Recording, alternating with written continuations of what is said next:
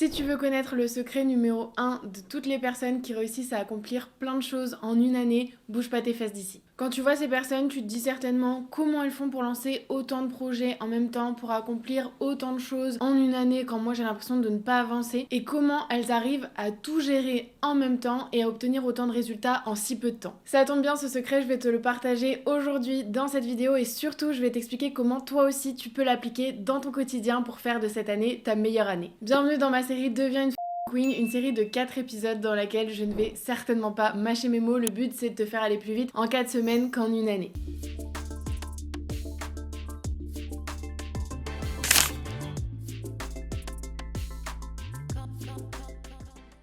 Alors ce secret, c'est quoi? Tu l'as peut-être deviné, c'est la planification. T'as des rêves, t'as des objectifs. Dans l'épisode 1, je t'ai fait faire un vision board. Dans l'épisode 2, je t'ai sorti de la procrastination. Je t'ai motivé. Maintenant, on va rentrer dans le vif du sujet. On va passer au concret, dans les coulisses de ce que peu d'entrepreneurs te partagent. Moi, je vais te partager le système complet qui me permet de planifier, d'être organisé et d'atteindre tous mes objectifs en l'espace d'une année. Et ça fonctionne pour toutes les catégories de ta vie, que ce soit en termes de nombre d'abonnés, de chiffre d'affaires ou encore d'épanouissement personnel. Cette vidéo, elle est composée de 4 parties qui sont toutes aussi importantes les unes que les autres, puisque comme je te l'ai dit, c'est un système. C'est-à-dire que si tu sautes une étape, ne t'étonne pas de ne pas avoir de résultat. Donc regarde bien cette vidéo jusqu'à la fin. Première étape, c'est évidemment de te faire un planning de l'année. Dans ton année, qu'est-ce que tu veux accomplir mois par mois? Donc c'est très simple, tu vas lister tous les mois de l'année et pour chaque mois, tu vas faire plusieurs cases. Tu choisis ce que tu veux comme catégorie. Moi, ce que je fais, c'est que je mets une case fun, une case business et une case perso. Si tu veux reprendre l'épisode 1 pour lister toutes les catégories de ta vie et choisir par exemple faire une case sport, faire une case finance, faire une case création de contenu, moi je regroupe tout, tu vas voir en fonction de ces 3 catégories là, tu fais ce que tu veux tant que tu le fais. Tu vas déjà remplir avec tout ce qui te vient en tête, tout ce que tu as prévu cette année, que ce soit des choses vraiment dans ta tête ou des choses qui vont vraiment se réaliser. Par exemple, moi, les choses physiques, les événements dans le fun, je vais mettre que je vais au concert de Gims en février, je vais mettre que je vais au concert de Dua Lipa en mai. Tu mets en gros tous les événements qui sont prévus et tous les événements que tu veux mettre en place. Ensuite, c'est également le moment de t'aider du vision board qu'on a fait ensemble dans le premier épisode. Pourquoi? Parce que normalement, tu as mis tous tes objectifs là-dessus. Donc ça va t'aider à ne rien oublier quand tu vas faire la planification de ton année. C'est-à-dire, moi, par exemple, j'ai mis que je voulais acheter un appartement luxueux, lumineux, etc.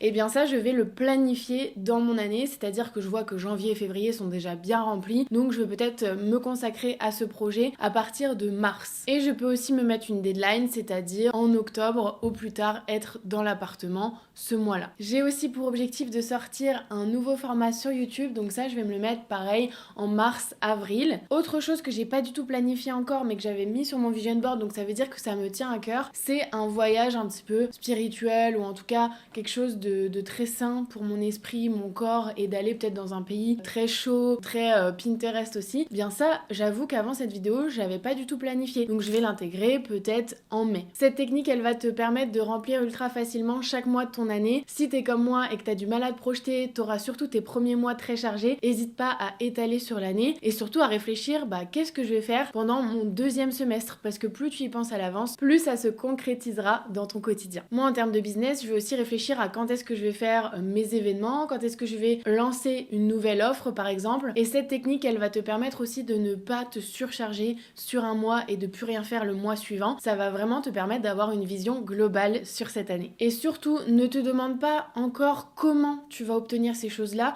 Demande juste qu'est-ce que tu veux et quand est-ce que tu veux que ça se produise. Donc maintenant qu'on a planifié notre année, on va passer à l'étape numéro 2 qui est de planifier ton mois. Pour planifier ton mois, il faut absolument te demander qu'est-ce qui se répète chaque mois. C'est tout simple, mais en fait, c'est des choses qu'on a tendance à zapper, à procrastiner, à oublier, alors que pourtant, ce sont soit des choses indispensables, soit des choses qui vont te permettre d'optimiser, d'aller encore plus vite. Là-dedans, je pense à quoi? Je pense à tout ce qui est bilan et stratégie pour le mois suivant. C'est obligatoire pour moi de te fixer une journée dans ton mois, au début, à la fin, comme tu préfères, pour planifier le mois qui arrive et faire le bilan du mois précédent. Ça, c'est vraiment un game changer. Tous les gens qui réussissent pourront te dire qu'ils font ça au moins mensuellement. Il y a même des gens qui le font chaque semaine. Pour moi, les choses qui se répètent, c'est par exemple ma compta. C'est aussi la planification et l'optimisation de mes contenus sur toutes mes plateformes. Donc ça prend aussi du temps, mais c'est indispensable pour gagner des abonnés, gagner de la visibilité chaque mois. Et l'autre récurrence que j'ai, c'est évidemment toutes les 2 semaines faire les lives avec mes clientes qui sont dans Success Story Pro. Donc toutes ces choses-là, bim, tu les intègres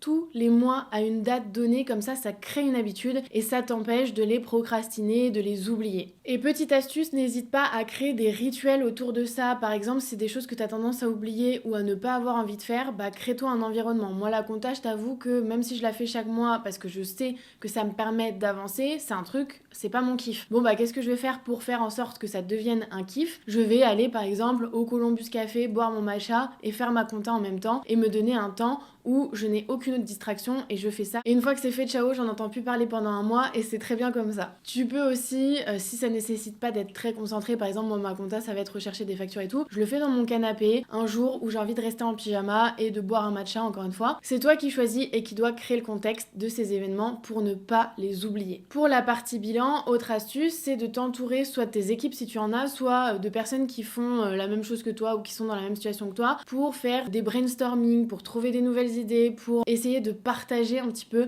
ce bilan et ces stratégies pour que ça te motive encore plus plutôt que le faire tout seul dans ton coin. Troisième étape, c'est planifier sa semaine. Tu le vois, en fait, c'est tout simple ce système, c'est d'aller du plus large, c'est-à-dire l'année, et ensuite de rétrécir pour être sûr que ton temps soit optimisé et planifié, c'est la clé de ta réussite. Donc le planning de la semaine, c'est pour moi le plus important. C'est vraiment la chose qui va faire que chaque semaine, tu vas avancer vers tes objectifs. Chaque semaine, tu sauras où tu vas, pourquoi tu le fais, etc. Donc moi, ce que je fais, c'est que je le fais soit le dimanche soir, soit le lundi matin. Je planifie toute ma semaine, qu'est-ce que j'ai à faire, pour quel objectif. Pour ça, il y a 2 choses que je mets en place, que je vais te donner dans cette vidéo et qui peuvent clairement te changer la vie. Première chose, c'est d'organiser les notes de ton téléphone pour que ce soit ton deuxième cerveau. C'est-à-dire que moi, par exemple, j'ai des notes qui sont sous forme de dossiers. Tu peux faire ça sur iPhone, mais je pense que tu peux aussi faire ça sur Android. C'est-à-dire que j'ai un dossier business, un dossier création de contenu, un dossier inspiration, un dossier organisation, un dossier perso, un dossier recette, un dossier séminaire. Bon, ça après, c'est des détails. Mais les plus importants, selon moi, c'est d'avoir un dossier business, un dossier création de contenu et un dossier perso. Vraiment,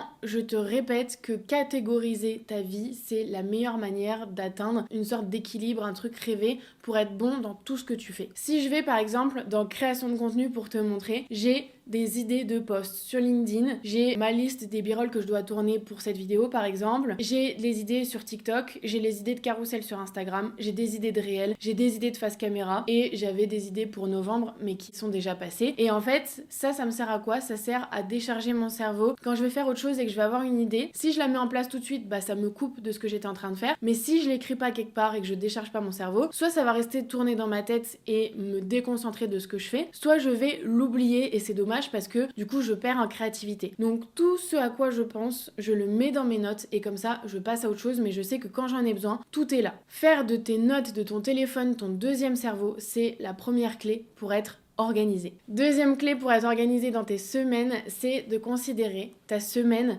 selon 2 axes. L'axe variable et l'axe fixe. La partie fixe, ce sont les tâches que tu dois faire chaque semaine. Peu importe ton business, peu importe ton système de création de contenu, il y a des choses qui reviennent chaque semaine. Chaque semaine, tu dois écrire des scripts. Chaque semaine, tu dois poster sur Instagram. Chaque semaine, tu dois faire un point avec tes clientes, faire un point avec tes équipes. Ça, ce sont des choses qui reviennent toutes les semaines. Et donc ça, c'est à identifier en priorité parce qu'en fait, tu vas pas t'embêter chaque semaine à te redemander qu'est-ce que je dois faire cette semaine? Et en fait, c'est la même chose que la semaine d'avant. Impossible, ça te perd trop de temps. Donc fais une liste de toutes les tâches fixes qui se répètent chaque semaine ou toutes les 2 semaines. Ensuite, une fois que tu as cette liste, évidemment, tu te bloques des créneaux dédiés dans ta semaine à ce type de tâches. C'est-à-dire, moi par exemple, je sais que chaque semaine, j'ai le script du podcast et de ma vidéo YouTube qui revient. Donc je fais ça le lundi après-midi. Chaque semaine, je dois tourner mes vidéos YouTube et mes podcasts. Je fais ça le mercredi matin. Et du coup, j'ai déjà une semaine fixe qui est existante. Il y a aussi un petit créneau chaque semaine que j'appelle to do, où là je mets toutes les tâches qui prennent 5 minutes, mais qui du coup, si je les fais une par une, prennent du temps dans ma semaine. Donc je les fais tout au même moment, envoyer telle facture à telle personne, répondre à tel mail, faire tel truc, des trucs qui prennent 10-15 minutes, mais qui mis bout à bout te flinguent tes journées, tu les mets toutes au même endroit. Et j'ai aussi mes temps off qui sont bloqués, mes temps où je fais mon sport et les temps où je prévois mes courses et où je vais les chercher. Ça, c'est important aussi pour l'équilibre. La partie variable, ce sont les choses, comme son nom l'indique, qui varient d'une semaine à l'autre, d'un mois à l'autre, d'une année à l'autre en fonction des projets que tu as. Donc c'est-à-dire que si ta semaine, elle est remplie de tâches fixes, il y a un problème. Ça t'empêchera d'être plus créatif, ça t'empêchera de lancer des nouveaux projets, ou alors tu vas lancer des nouveaux projets et du coup tu vas déborder sur des tâches fixes et donc ça va être le merdier. Tu vas t'épuiser, tu vas prioriser des nouvelles choses alors que les anciennes fonctionnaient déjà. Bref, c'est impossible. Il faut absolument que ta semaine fixe ne te prenne pas tout ton temps, sinon t'as un emploi du temps de salarié et c'est pas ça qui va te rendre riche et te permettre d'atteindre tes objectifs. Donc si aujourd'hui tes tâches fixes te prennent tout ton temps, ça veut dire qu'il faut que tu délègues. Il faut que tu choisisses les choses où en fait tu passes du temps et tu pourrais déléguer ça et passer du temps sur des nouveaux projets avec ce que j'appelle le temps variable. Par exemple, moi une fois que j'ai réussi à poster un podcast par semaine où je m'occupais du script, du tournage et du montage et que je me suis dit j'aimerais bien maintenant avoir une vidéo YouTube par semaine, je n'avais plus de temps. Donc j'ai choisi de déléguer le montage de ma vidéo pour intégrer ce nouveau projet qui était YouTube. Mais si j'avais tout gardé, ça aurait été impossible et ingérable. Comprends bien que les gens qui font plein de projets en même temps et qui arrivent à avoir des résultats dans chaque partie, c'est que ils ont déjà mis en place un projet, ils l'ont maîtrisé, ils ont délégué une partie et ils ont intégré un nouveau projet. Si tu veux tout faire en même temps alors que t'as rien maîtrisé, c'est la meilleure manière de te planter. Et ensuite, une fois que t'es assuré d'avoir un temps variable pour un nouveau projet, tu vas prendre ce nouveau projet, lister tout ce qu'il y a à faire et ensuite planifier en fonction du temps variable que tu as dans tes semaines, les tâches que tu peux accomplir pendant ce temps-là. Et d'une semaine à l'autre, tu vas avancer sur ce nouveau projet et tu pourras, à la date fixée, le lancer. C'est une sorte de rétro-planning, mais qui est totalement concret, réalisable, faisable et qui va pas t'épuiser encore une fois. Et dernière étape, c'est le planning de ta journée. Je te l'ai déjà dit dans l'épisode précédent, tu dois absolument commencer et finir tes journées par une morning routine et une night routine. Ta priorité, c'est toi. Si tu planifies ta vie, c'est pour atteindre tes objectifs, donc il faut absolument que tu commences et que tu finisses tes journées en te mettant en priorité. Ensuite, je te partage la manière dont j'organise mes journées et qui font selon moi ma réussite, c'est de fonctionner sous forme de time blocking, c'est-à-dire que une tâche, un créneau dédié. Et je fais pas 1000 trucs en même temps parce que c'est la meilleure manière de ne rien faire et de ne rien avoir fait à la fin de ta journée. Tu prends un moment de ta journée, 1 heure, 2 heures, 3 heures pour une seule tâche et tu passes en mode deep work. Je veux rien savoir si machin te dérange, si t'as un email, si t'as un truc, c'est ta faute. Moi, j'ai personne qui me dérange quand j'écris mes scripts YouTube parce qu'en fait, je suis en ne pas déranger, je parle à personne. Si quelqu'un vient dans mon bureau, il repart, mon alternante, elle est en télétravail quand je tourne mes vidéos, enfin voilà. En fait, c'est toi qui décides et qui gère ton temps. Si tu trouves des excuses, que tu peux pas être productif parce que si ça, trouve des solutions. Arrête de trouver des excuses. Si tu réponds à tes mails en même temps que tu prépares une vidéo YouTube, en même temps que tu prépares un post Instagram et en même temps que machin, assure-toi que tu vas tout foirer. Ce n'est pas possible, ou en tout cas tu prendras beaucoup plus de temps que si tu fais d'abord le post Instagram, ensuite tu réponds à tes mails et ensuite machin sur des temps que tu auras déterminés. Je peux te dire que tu vas avoir l'impression d'avoir accompli en une journée ce que tu faisais pas avant en une semaine. Autre astuce, c'est de toujours prévoir du temps un petit peu en rab. Si tu te dis je vais mettre 1 heure à faire un script, moi c'est ce que je fais pour mon podcast, pour YouTube, je mets 1 heure à faire un script, je bloque toujours 1 heure et demie pour être sûre d'avoir un petit temps de rab s'il se passe le moindre truc ou si pour une fois ça me prend un peu plus de temps. Il faut toujours avoir plus de rab plutôt que de te dire il faut que je fasse ça en 1 heure, ensuite je fais ça, ensuite je fais ça. En fait, si t'as prévu 3 tâches en 3 heures et que t'as le temps d'en faire que 2, t'auras l'impression de pas avoir réussi. Alors que si tu prévois 2 tâches en 3 heures et que tu fais tout, t'auras l'impression d'être je sais pas qui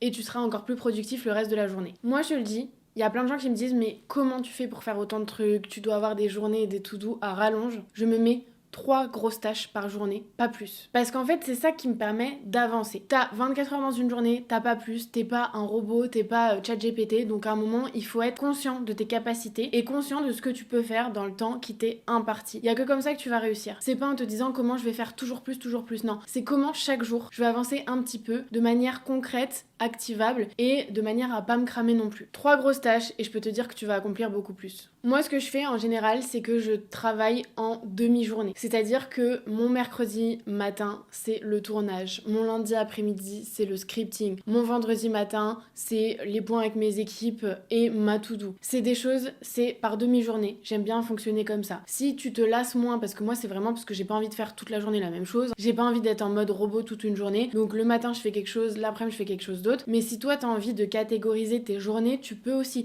Tu peux te dire, le lundi, c'est ma création de contenu, le mardi c'est mon business, le mercredi c'est perso et donc je suis off le mercredi. Tu fais comme tu veux tant que tu fais pas tout en même temps et que tu fais pas du multitasking parce que c'est le meilleur moyen d'échouer et c'est le pire moyen de réussir. Et finalement, pour faire en sorte que tes journées soient une réussite et donc que tes mois, que tes années soient des réussites, c'est de te lister aussi tes indispensables chaque jour. C'est-à-dire que moi, par exemple, j'ai chaque jour dans mon agenda une petite séance de yoga de 15-30 minutes. Dans mon agenda, tous les jours, j'ai posté sur Instagram. Il y a des jours où ça saute, mais de toute façon, mon objectif, c'est de poster 5 fois par semaine. Donc le fait de le mettre chaque jour, ça optimise ça et ça fait que même si je saute 1 ou 2 jours, je le fais au moins 5 fois dans ma semaine. Tu listes vraiment les tâches que tu veux faire chaque jour en fonction de tes objectifs. Si c'est boire de l'eau chaque jour, tu te mets ça dans ton agenda. Si c'est être moins stressé, tu te mets 30 minutes le midi de méditation ou de respiration profonde. Tu fais comme tu veux. Mais considère que tout ce qui n'est pas dans ton agenda, que tout ce qui n'est pas planifié ne sera pas bien effectué et ne sera donc pas réalisé à la fin de cette année. Voilà, maintenant tu as tous les éléments pour devenir une queen organisée qui planifie sa vie, sa réussite et qui atteint ses objectifs 10 fois plus vite que le reste de la population. J'espère que cette vidéo t'a plu. On se retrouve dans le dernier épisode de Deviens une fucking queen la semaine prochaine. Je te laisse me dire en commentaire ce que tu en as pensé et je te dis à très vite.